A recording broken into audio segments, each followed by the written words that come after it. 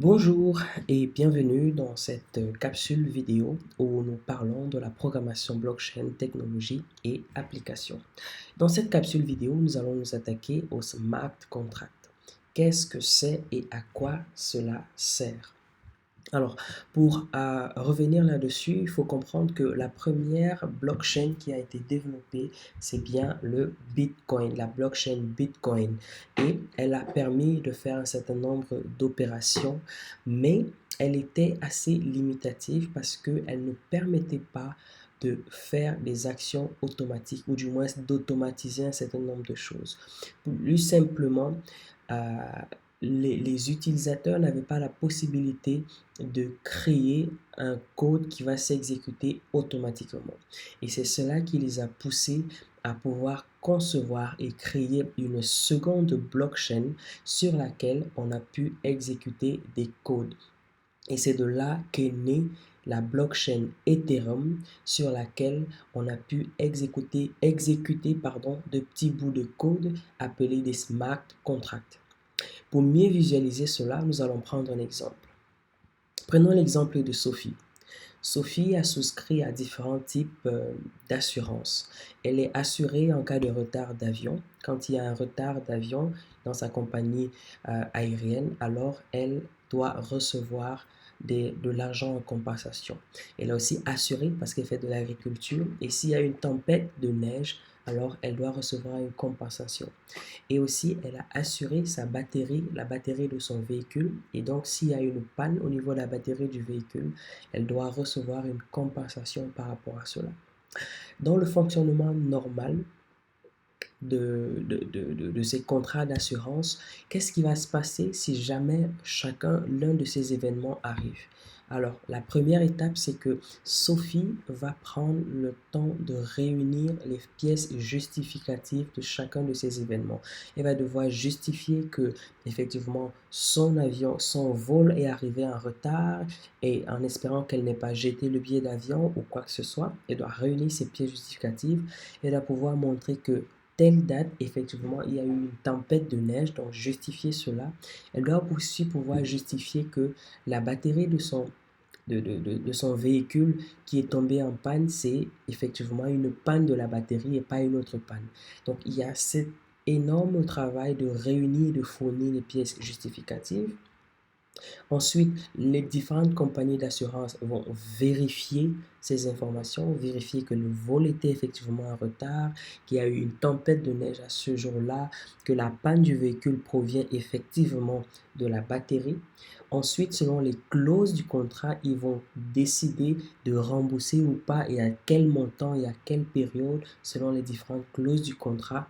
Et enfin, ils vont prendre la décision de débloquer les fonds et ce n'est qu'après tout ce long processus que Sophie entrera en possession de l'argent qui lui est dû. Et la réalité, c'est que tout ce processus est très contraignant pour les utilisateurs et donc les clients de compagnies d'assurance qui voient tout ce que cela va leur demander ont du mal aujourd'hui à souscrire à ces assurances. Et donc l'entreprise qui, elle, souhaite que plus de personnes souscrivent à ces assurances cherchait le moyen de pouvoir réduire ce fardeau tout en donnant la possibilité à ses clients de bénéficier de leur dû. Alors, ce problème va être résolu avec la blockchain. Parce que sur une blockchain, comment les choses vont se passer? Alors, on aura toujours les différents événements qui vont se passer, mais cette fois-ci, les différentes clauses de contrat vont être codées sous forme d'un petit code et vont être exécutées sur une blockchain. Cette blockchain va être en contact, va être connectée à l'aéroport, va être connectée à la météo et va être connectée soit directement au véhicule, soit directement au concessionnaire. De sorte que lorsqu'il y a un retard effectif d'avion, l'aéroport va donner l'information directement au programme informatique, donc à la blockchain, et des actions les actions qui ont été convenues, qui ont été stipulées sur le contrat vont s'exécuter automatiquement afin que Sophie puisse recevoir son argent. C'est pareil pour la météo. S'il y a une tempête de neige, le smart contract va recevoir automatiquement cette information et exécuter les clauses contractuelles. Pareil pour la batterie du véhicule. Donc, une fois que l'événement est arrivé, le smart contract, étant en contact avec la source de l'événement, va exécuter automatiquement les clauses du contrat et Sophie va rentrer en possession de son argent sans peine, sans avoir à faire quoi que ce soit d'autre. Donc, c'est le smart contract qui va s'occuper de faire tout le travail de vérification et autres. Et donc, ce qui est intéressant avec ça, c'est qu'une fois que le smart contract a été codé, a été implémenté et déposé sur une blockchain, il ne peut plus être modifié.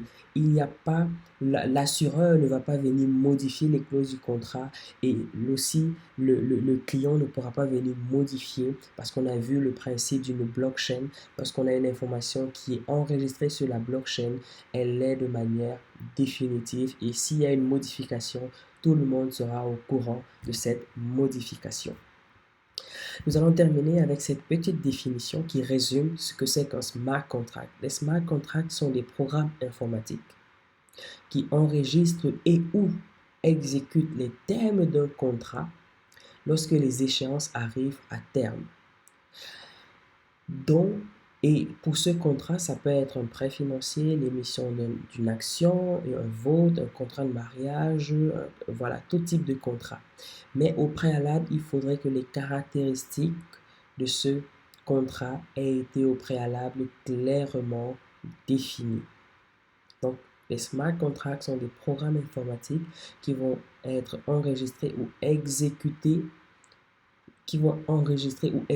les termes d'un contrat lorsque les échéances arrivent à terme et dont les caractéristiques ont été au préalable clairement définies.